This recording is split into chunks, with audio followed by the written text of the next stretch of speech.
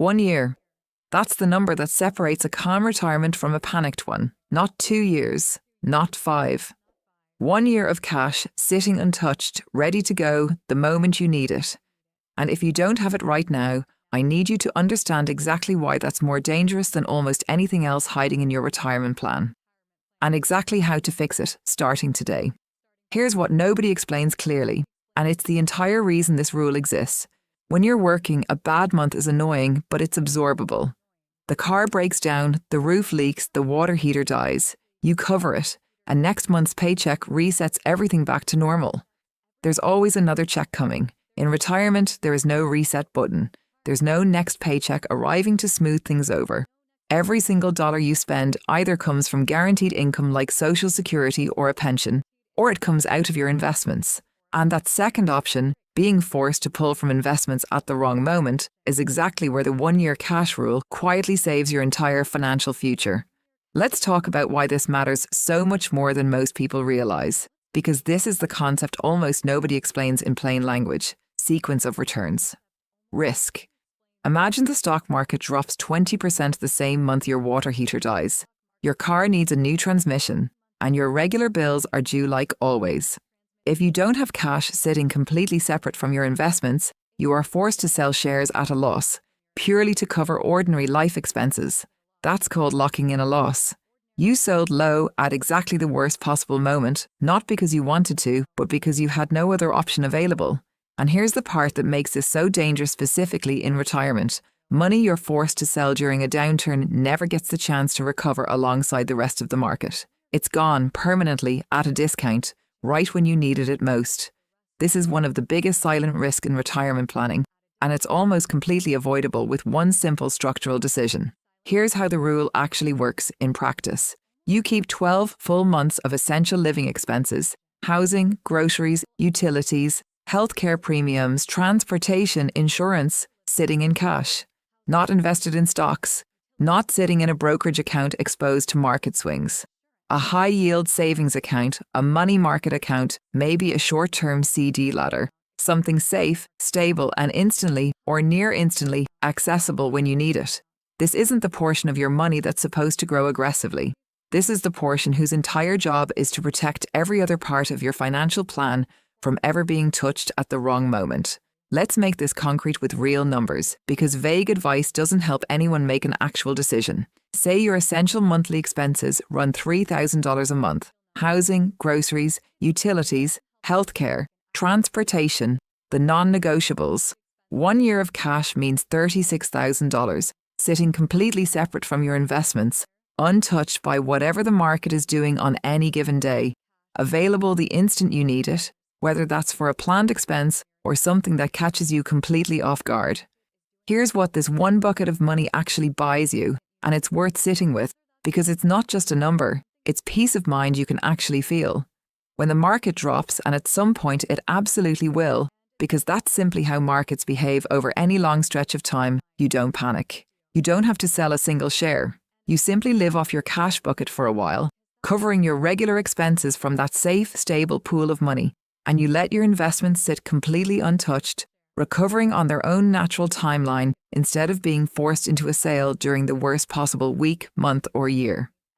That one buffer, more than almost any other single decision, is what separates retirees who stay calm and steady through a downturn from retirees who make expensive, panicked decisions they end up regretting for years afterward. Let's talk about why 12 months specifically, and not some other number, because this isn't an arbitrary round figure pulled out of thin air.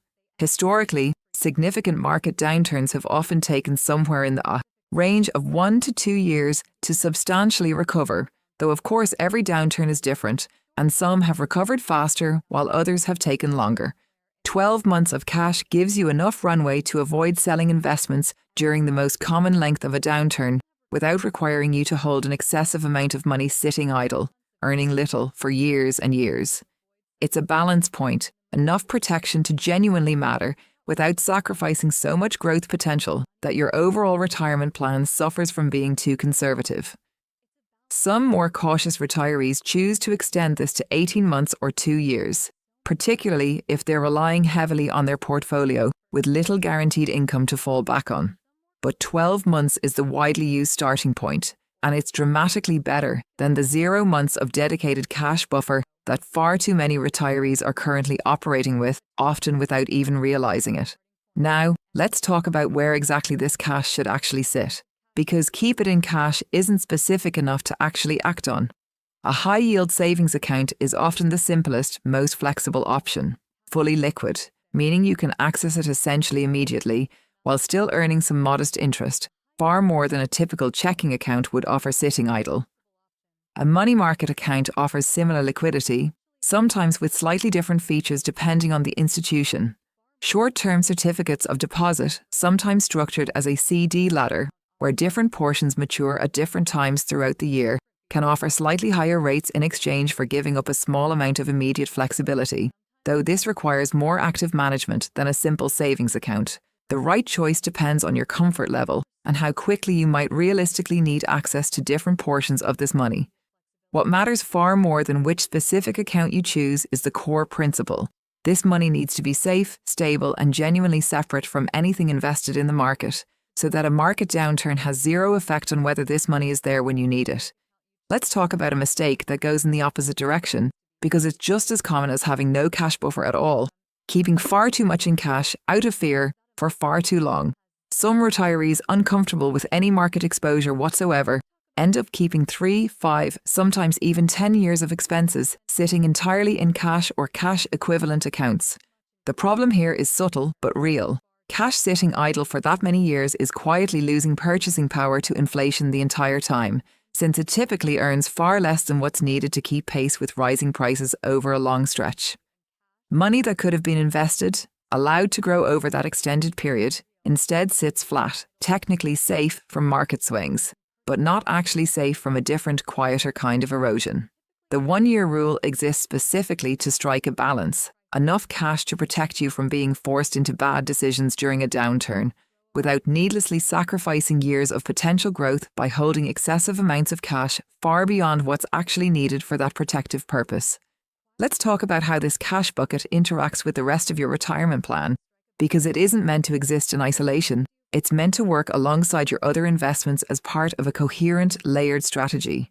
Think of your cash bucket as the first line of defense. Behind it sits a medium-term bucket, often built from more conservative investments, like high-quality bonds, designed to refill your cash bucket periodically, ideally during calmer or better-performing market conditions, rather than on a rigid, forced schedule.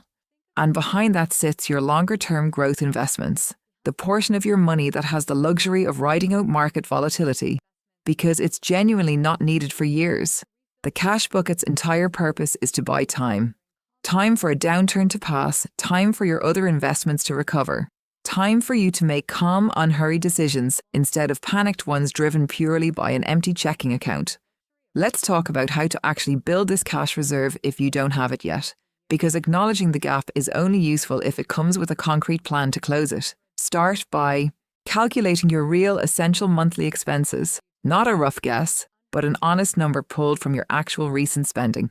Multiply that by 12. That's your target. Now look at what you currently have sitting in true cash, completely separate from anything invested.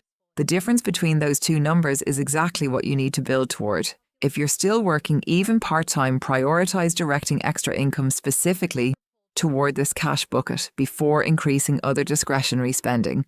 If you're already fully retired, consider whether a portion of your investment portfolio should be strategically converted into this cash reserve now, proactively, rather than waiting to be forced into selling investments reactively during an actual emergency or downturn later. Yes, this means temporarily accepting lower growth on that specific portion of your money.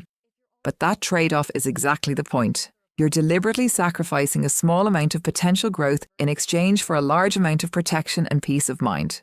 If building a full 12 months feels overwhelming all at once, build it in stages. Even 3 months of dedicated cash buffer is meaningfully better than 0. 6 months is better still. Treat this the way you'd treat any other important financial goal: a clear target number, a realistic timeline, and steady progress rather than an all-or-nothing approach that never quite gets started, because the full number feels too large to tackle immediately. Let's address a common objection directly, because it's a fair question. Isn't this just an emergency fund? Didn't I already have one of these while I was working? The concept is related, but the retirement version carries higher stakes. An emergency fund while working exists to cover unexpected expenses until your next paycheck arrives. In retirement, this cash bucket exists to cover both unexpected expenses and, just as importantly, your entire regular monthly life during a market downturn, without needing to touch your investments at all. It's not just insurance against surprises anymore. It's an active, ongoing part of how you fund your day-to-day life during the specific periods when selling investments would be a mistake. That's a bigger job than a traditional emergency fund was ever designed to do, which is exactly why the recommended size is larger, and why it deserves to be treated as a distinct, deliberate part of your retirement structure rather than an afterthought. Let's talk about a real example to make this feel less abstract. Picture 2 retirees, both starting retirement with the same total portfolio size. One keeps a full year of essential expenses in cash, separate from their investments. The other keeps none, assuming their investments alone will cover everything as needed. 2 years into retirement, the market experiences a significant downturn. The retiree with a cash buffer simply shifts to living off that cash for several months, leaving their investments completely untouched, giving them time to recover.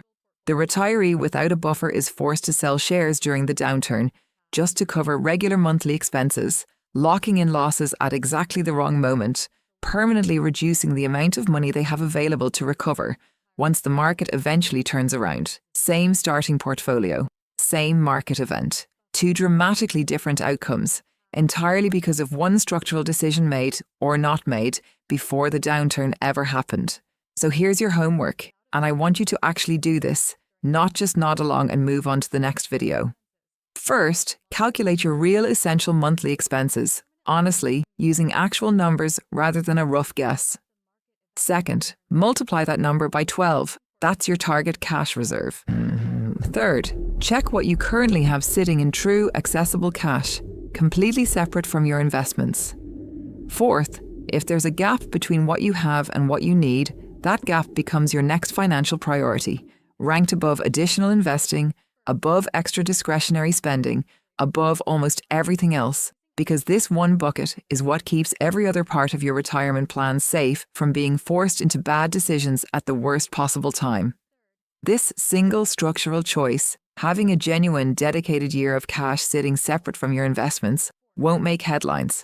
It's not exciting. It's not a clever investment strategy or a hidden loophole, but it might be one of the single most important protective decisions you make for your entire retirement, precisely because it's the thing standing between a calm, steady response to a market downturn and a panicked, permanent financial setback that could have been completely avoided. Thank you so much for watching. If this gave you a clearer next step for your own retirement plan, follow along, because I break down real, practical financial strategies like this every single week, built specifically for people who want a secure and confident retirement without the fear-mongering and without vague one-size-fits-all advice. And tell me honestly in the comments, do you already have your full year of cash set aside, separate from your investments? Or is this the wake-up call you needed to finally build it? I read every single comment, and I genuinely want to know where you're starting from.